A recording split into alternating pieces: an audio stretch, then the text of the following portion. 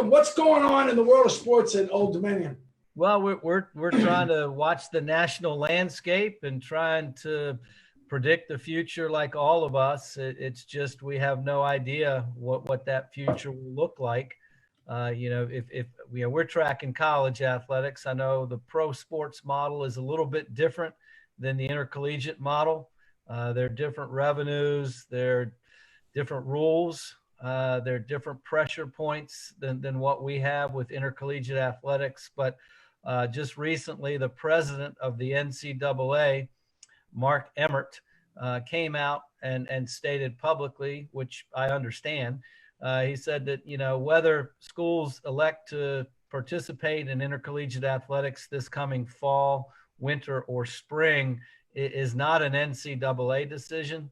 That decision will be made by the various states, the governors of those states, the presidents of those universities, and the legal council of the universities, and the attorney general. So it really put it back in the laps of higher education. And that's great. That's where it should be. That's where the decision should be. But right now, at most schools in Virginia are not even offering on-campus education this summer. We are all online throughout the summer, and we're trying to figure a way to offer on-campus education this fall. So we're still putting forward our models and our best efforts to ensure safety for our students, our faculty, the guests of our respective campuses. So we're still 3.5 months away, plenty of time, but there are a lot of decisions that need to be made between now and then relative to how we open, what does it look like, how many people do you have in your classroom, how many do you have in your dorms, what's the social distance requirements that you have on your campus, and then that dovetails into intercollegiate athletics.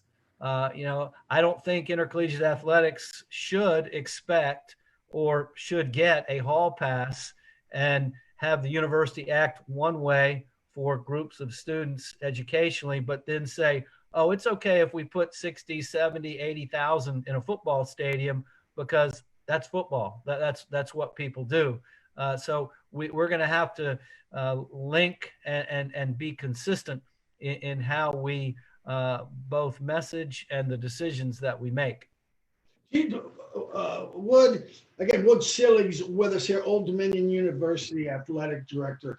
Obviously, under, I don't know if it's stress or just so many important decisions. Me, like everybody else, wants to see sports come back as soon as possible. We had Ryan Zimmerman on yesterday. That's going to be posted right after you and I finish up, and with Dr. Scott Miller, it's going to be on. But he was excited about baseball opening up July 4th. I think that's a big positive. Yeah, I'm glad to see sports coming back. I'm glad to see the professional franchise commitment. Whether it's baseball, football, whatever it might be. They have a lot of money to throw at it. They have a lot of financial reasons to continue that. Their TV contracts are enormous, by our standards. The following that they generate and command is substantial. So their financial model is much different, and obviously the athletes are making tremendous sums to compete. So they have a little bit different motivation to want to get out there on the field and play. The intercollegiate model is based, on education first. Athletics is, an extracurricular for many of our student athletes. So it's a different model entirely. And the other thing is, I guess if you're a pro sport athlete, you realize that there's an inherent risk, even if you're competing in the best of times. If you're an intercollegiate student athlete, I have a hard time thinking that we're going to tell our students to act and operate one way, but then we're going to tell our football players who are in contact all the time during drills and during competition that, forget about social distance for these next 2 or 3 hours. It's going to be okay.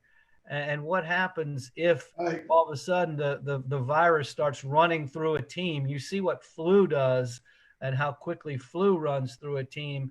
If COVID-19 were to hit a program, the program could be decimated. And if we were to, God forbid, have a death among a student athlete as a result of our negligence or pushing the envelope, so to speak, I can only imagine the lawsuits that would follow. Again, different than the pro model completely. Isn't that what it's all going to come down to, Jim? You probably agree. Everybody wants to get this thing back open and up because we don't want the disease to be worse than, I guess, the cure, so to speak, of what the economy is going to be like. But man, if we open back up in September, some football player comes down with it, and God forbid he's hospitalized and not just quarantined, I can just see this whole thing just shutting right back down again until next year. And that's what we're afraid of. Go ahead, Jim. Yeah, I think you're right. And, and just to Wood's point, if you, forget the lawsuit. I mean, just the feeling of having a kid get sick, all that kind of thing.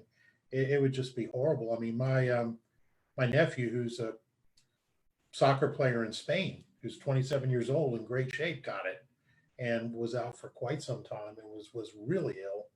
And the kids played in 3 Paralympics, and plays like a professional soccer player in Spain. Wow. Goodness. And he very, very good health, and he had it for a while.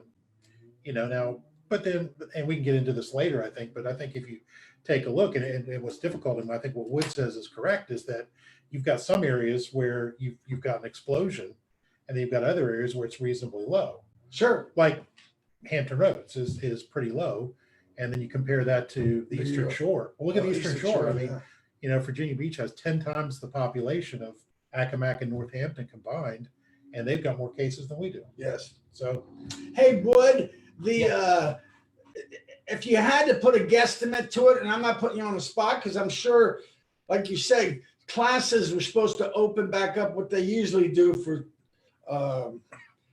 big schools or schools like this is the last week or the 20th or so of August. Of course, football practice starts the 1st of August. What are you guessing?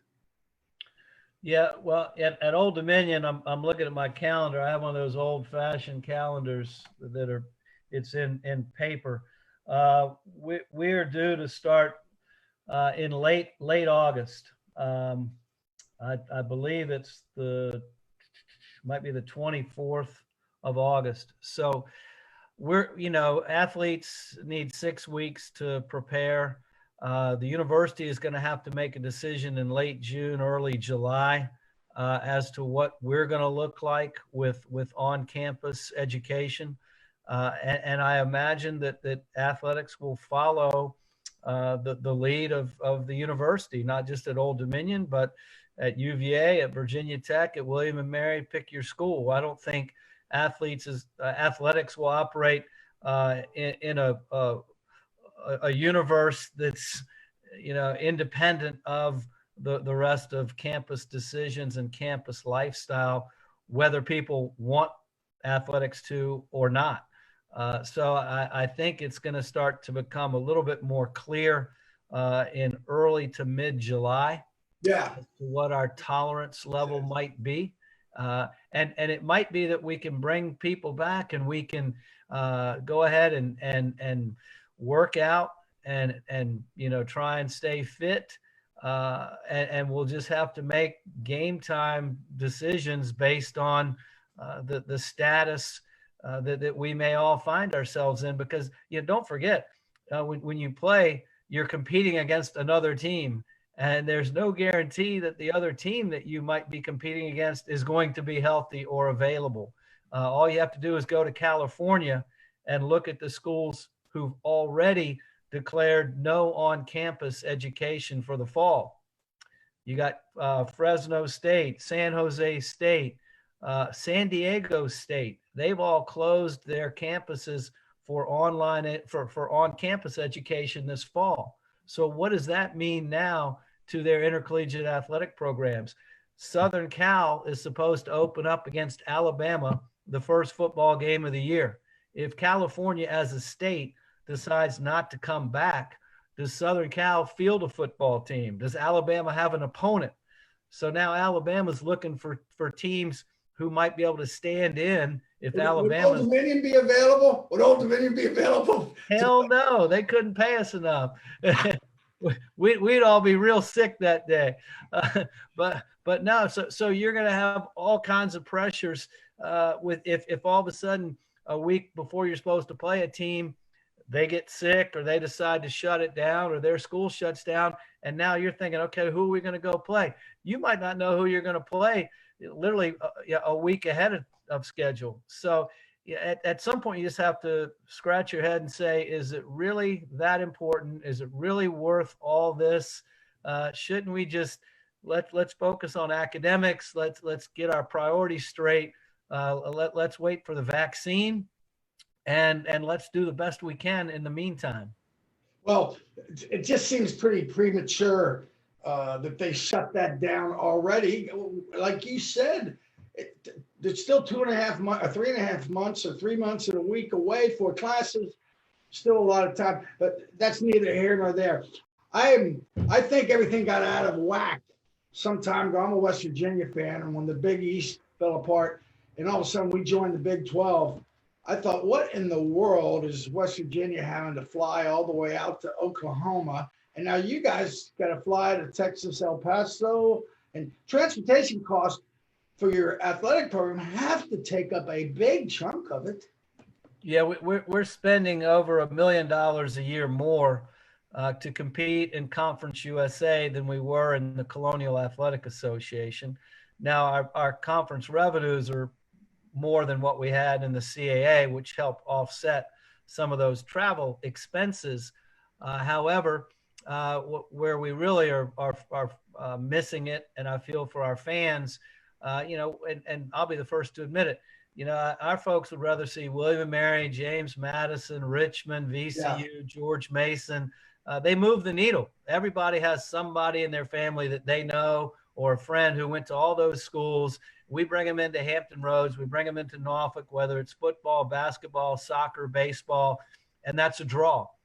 And I get it. We bring in UTEP. We bring in Florida International, and it's a big yawn. And it's like, okay, so what? And we better hope that they want to see ODU because they're not certainly coming to see many of our opponents in Conference USA. I'm not trying to be critical or mean. That's just the way it is.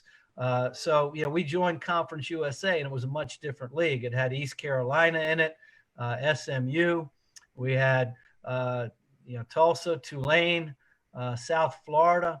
So the league changed dramatically after a year that we had joined. So we joined a league that unfortunately went through a lot of transformation that negatively impacted both our travel and our brand recognition and the interest in our opponents. If we could change anything, it would be to compete against more regional programs. And that's why when you look at for example, basketball, men's basketball, we'll play VCU, Richmond, George Mason, James Madison, William & Mary on a regular basis every year. So our non-conference schedule in men's basketball is exactly what our conference schedule used to look like. That's a 3-hour drive or less. Yeah. You can drive. Yeah. Do you think we only have a few minutes here left? You've been very kind, Wood Selig, to be on with us from Old Dominion University. Would you think that if you had a crystal ball, that there's the possibility that the craziness of us playing Tulane and South Florida and Texas, El Paso, that it might consolidate some of these leagues where they go back to playing games that are closer and regionally? I mean, I could see that West Virginia going back to playing teams that are, Pittsburgh and Penn State and those type of alignments. There's not a better time than now for conference realignment, for the appetite for realignment by those who are, in charge of conference affiliation, commissioners, presidents, athletic directors. There's not a better time than now to realign and reconfigure. And JP, you're exactly right. We ought to take advantage of this crisis. Don't let any good crisis go to waste, as the saying goes. But we ought to take advantage of it and use it productively to try and get people back where they belong and get universities competing against like universities in their region and in their home state, not time zones away, which we see with so many of our conferences. So maybe this will be the impetus. And the longer the coronavirus keeps people out of work, away from campus life, and struggling to find the answers, this goes through the fall, the winter, stretches into the spring, there's going to be even more need and desire to realign conference affiliation, in my opinion. Oh, because teams, we need to sell the tickets at Old Dominion. Yeah. I mean, that's a big part of our revenue. I said I'd only keep you for 15 minutes. Well, you're good. You're good. Take all you want. I know we got Dr. Scott Miller coming on in about 5 minutes or so. Any thoughts? Because there's a lot of people watching this. We have a lot of people that will turn into it tomorrow because it'll be posted again on the Coastal Virginia Chamber of Commerce website. If you had to summarize your vision for what's going on, what is it? Just wait and see? Yeah, I think we're all in that. We're planning for the worst, hoping for the best. We don't have answers. I truly respect Dr. Fauci. I think he's a rock star, and I put a lot of credibility. Maybe I'm old-fashioned, old school, but I'm not a medical doctor by any means. But listen to him explain how viruses work and how they operate. It's hard to argue that point. And I think we're just doing the best we can with the information that we have, and we're trying to prevent an onset again of more spikes of the virus. But I'm afraid that's going to happen because I'm afraid we're all rushing back to what we were doing before we were sent home 9 weeks ago. This is our 9th week that we've been working from home and off campus. But I think we're getting used to it. And I don't think we're missing anything. We'd all love to be back together soon, but I would dare say that we'd rather be safe than all back together. So we're just taking it one day at a time. I've gotten caught up in a lot of my honeydews at the house, and everybody, there's shelves and done up, paintings done, pressure washing, all that stuff. I mean, our houses are in the best shape for sale Absolutely. in a long time, right? Well, thanks so much. When this is over, I swear I'm going to call you and we can go to one of those little hot dog stands right around the corner there at Old Dominion and catch up and laugh about this. We'll go to Perfectly Frank's. That's right on Monarch Way. It'd be great. You're the man. Thanks so much. Selig. Thanks, We'll Jim. see you again. Go Generals. Always good to see you, Washington and Lee General. You That's got right. your West Virginia Wesleyan reunion coming up. We had our WNL reunion right here. Ours was virtual though. Yeah. We'll Sounds see. good, Thanks guys. so much. Have a great night. Thank you.